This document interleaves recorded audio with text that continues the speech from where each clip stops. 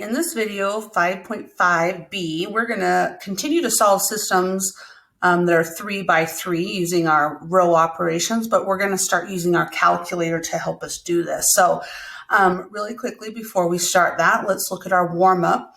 So as we remember, anything that has ones in this main diagonal and 0 everywhere else is what we call the identity matrix. The identity matrix. And these matrices can be 2 by 2, 3 by 3, 4 by 4. They can be any dimension as long as they're square. Number 2, when we have a matrix like this that has this vertical line in there, we know that that really stands for an equal sign, which means that we must be writing what's called an augmented matrix. When we take an equation and we write it in a matrix, we call it an augmented matrix. And in our last video, number 3, we answered this question: what are the names of the 2 mathematicians that the process of simplifying a matrix to reduced row echelon form is named for? And there was 2 of them, and we usually just use their last name, Gauss, which was Carl Friedrich Gauss, and Jordan, which was Wilhelm Jordan. So these 2 men are what we've named this process after. So we've learned how to do, or reviewed how to do, 2 by 2s and learned 3 by 3s, how to show our work and solve these using this Gauss-Jordan elimination. And now we're going to do this with our calculator. So we know that 2 by 2s take a lot of work, and 3 by 3s even take more work. So now we're going to start letting the calculator help us do this. So we still have the 3 options. We need to be able to swap rows. We need to be able to times a row, or we need to be able to multiply a row and then add it. So we still have our 3 operations. And I love this kind of next statement here. Using this elimination method, this Gaussian elimination method, is kind of like being a boss. You're going to tell your brain what to do after you've figured out what to do, and then you're going to tell the calculator to do the work. So you don't have to do the computation part. You just have to tell it what to do. So we just want to be careful, because this whole process that we're doing is not necessarily about the exact answer. It's not about just getting the answer. It's about the thinking that you get that gets you to the answer. So this assignment is a lot about thinking and the process that's going to get us to our answer. So last year we did do this, solving a 2 by 2 and a little bit with a 3 by 3. So let's start with the 2 by 2 and review how to use the calculator to help us do this. So I've got here, I know it's a little bit small, but just a quick reminder of the options that we have. So we can swap rows, and anytime we want to swap rows, we have to tell it what matrix we would like to swap. And then 1 and 2 would stand for the rows, which rows we'd like to swap. My next one, if I want to scale a row, I have to put the scalar, which in this says C, I'd have to put the scalar that I'd want to multiply it by, and then tell it what matrix, and then tell it what row I want to multiply it by. So we have to put the scalar first. So kind of similar in this last operation, we want to put that scalar first, the matrix, and then the matrix we want, or the row we want to multiply it to, and the row we want our answer to be in. So really the way we've been writing these steps out is the way that we want to type these in our calculator. So in order to do this, we need to put this into our calculator. So let's start with an augmented matrix. So will you write all of these problems, if they're not given to you as an augmented matrix, that'll be the first thing I want to see. So we're taking each of these equations and writing them in our augmented matrix. And then we need to put this into our calculator. So we're going into our second matrix. Whoops. Second matrix. There we go. And we're going to arrow over to edit. And we're going to edit matrix A. So go ahead and press enter. In our matrix this time, we have 2 rows and we have 3 columns. So 2, enter, 3, enter. And now we need to enter in our coefficients and our constants. So I'm going to start with -2, that first row, and enter after each value. 1, enter, -3, enter, and it goes automatically to the next row. So 1, -4, and -2. So once this is in my calculator, I'm ready to start thinking about the row operations. So to do any of the row operations, we have to start on the home page or the main screen. So I'm going to go ahead and do a second mode, which is quit, and it takes me back to this main screen. And now I need to tell the calculator how I want to solve this. So I know if I was going to write this out by hand and do this by hand, I want this -2 to become a 1. Well, I am already noticing that there's a 1 in that same column, so I would just like to swap these rows.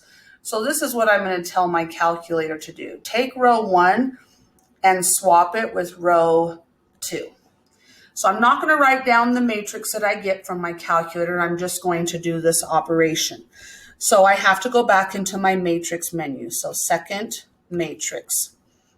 I'm going to arrow over to math, and there's a whole bunch of things we can do with this, but if you do an up arrow, it takes you to the bottom, and these last 4 down here are what we're going to be using, our row swap, adding rows, multiplying a row, or multiplying a row and adding. So I wrote down that I would like to switch the 2 rows, so I would like to do a row swap. So you can either arrow up and press enter on that C.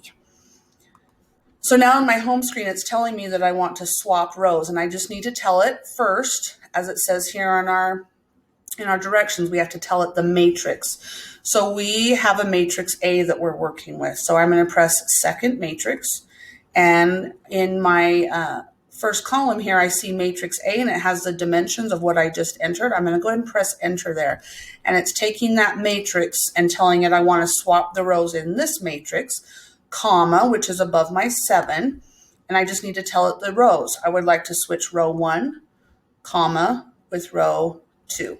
And you don't have to close the parenthesis at the end, but you can if you'd like to. And I'll press enter.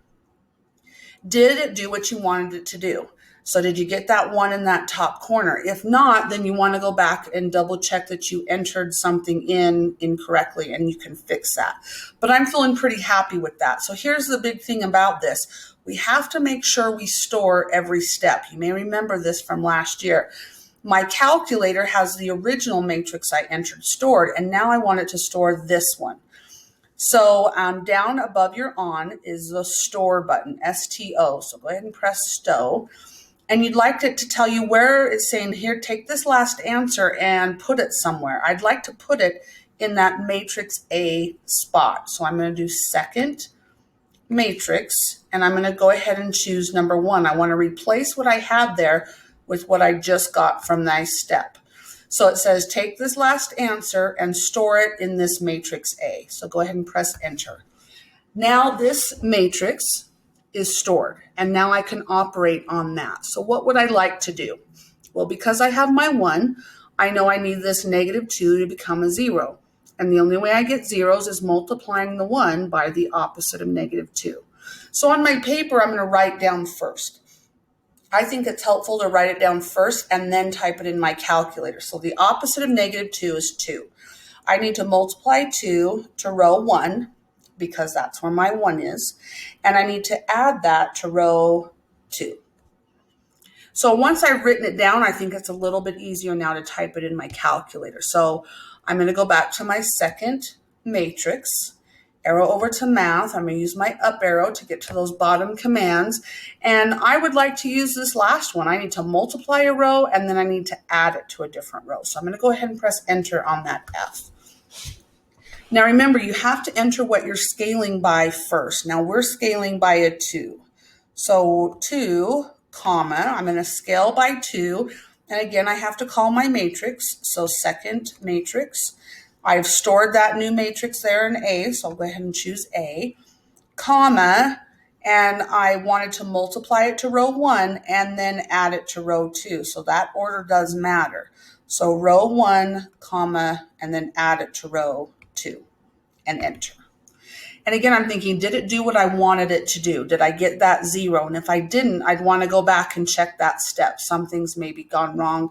Maybe I missed the scalar. Maybe I missed a comma. Something was off. So if I'm feeling good about it, I need to store it. So again, above my on button, I'm pressing store. And I'm going to tell it to go to second matrix and store it in that A spot again. I just keep storing in A again. So now once that's stored, I'm ready to go to my next step. So I know once this column is finished, I need to go to my second column. I need this -7 to become a 1. The way we create ones is multiplying by reciprocals, and the reciprocal of -7 is -1/7. And I need to multiply that to row 2 because that's where my -7 is. So now I've written it down on my paper, and I now know what I need to type into my calculator. So I'm going back to my matrix menu, second matrix, and I'm going to arrow over to math, up arrow. This time I just want to multiply a row. I just want to do E. I just want to multiply a row, in this case by -1/7. So entering on that, I need to put in my scalar. And if you've got a TI-84, your alpha y equals will let you enter in your fraction here. So -1/7, comma, again, we have to put in our matrix, comma, and tell it what row, which in this case was row 2. So I'm feeling pretty good about it. I wanted a 1, and that's what I've got. So I'm ready to get my 0. The opposite of -4 is 4, so I need to multiply. So I'm going back to write my steps. I need to multiply by a 4 this time. And my 1 is in the second row, and I need to add it to the first row. So I'm going to take and type into my calculator. So second matrix, arrow over to math. Oh, wait, did I store it? I did not store it. Shame on me. Hopefully you did. Let me store it. Store second matrix. Whoops, I did second test. Second matrix in A. Ooh, I almost forgot that. So storing is so important. Okay, so store, and then I'm going to go back into my second matrix, arrow over to my math, and arrow up to get to those bottom options. Again, I want to do my last one because I need to multiply and then add. I'm going to put in my scalar first, 4, comma, go and call my matrix, comma. This time I need to multiply it to row 2, comma, and then add it to row 1. Enter. So this is my final matrix. So when I'm using my calculator, I want to see my final matrix. So I know it's a 2 by 2. I've got my identity matrix, and I know that this is now my solution. But we're definitely going to go one step further because we know the solution to any system is an ordered pair. So please write your final answer as an ordered pair. So these are 2 by 2s. And when a 2 by 2, a system intersects, we just have a point. They intersect at a location. But as we look below, once we've got a system of 3 equations, we can start having different possibilities of intersections. So it says a 3 by 3 system has 3 equations and 3 unknowns. So now we're going to have an X, Y, and a Z like we saw when we solved them yesterday by hand in the 5.5a. So it says when we solve a 3 by 3 system, we're finding the point where the planes cross. So now it's not just exact lines, it's planes. And luckily, we don't have to do any of this graphing because there's a lot more things that happen when they intersect, and it gets a little bit more involved. So the vocabulary words that we used last year about being consistent and having at least one intersection, inconsistent, dependent, and dependent, all of those still apply. So let's look at just a couple of examples here. In my first one, this is probably what we've mostly solved yesterday when we were doing our assignment in 5.5a. We have 3 planes that are all intersecting just at a point. And we found that ordered triple and found that exact location. But we could also have them intersect kind of like a pinwheel looking here. And this is more of a line that they intersect at. All those planes are intersecting at a line. This next one, they could intersect all on top of each other, like the planes are all become one. Or these last two are both examples that there's no intersection, which would mean there's no solution. The planes could not cross this direction, none of them intersect. Or it could maybe look like this, which would still be no solution, because a solution to a system has to work for all three. And not all three of those planes intersect at one particular spot or line or plane. So these are the things that we could be potentially solving for. We don't have to worry about the graph, but just to kind of give you a little bit of a visual as to what it is that we're solving for. So turn over to the back page. And let's solve a 3x3 system now, again, using our calculator, using this elimination process. So the first thing I want to see is you setting up your augmented matrix.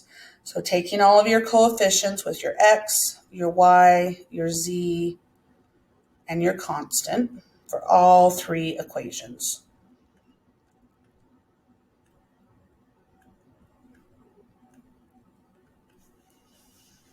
And then just like we did with the 2x2s, we want to get to that identity matrix. So I've just kind of got a reminder over here what our goal is.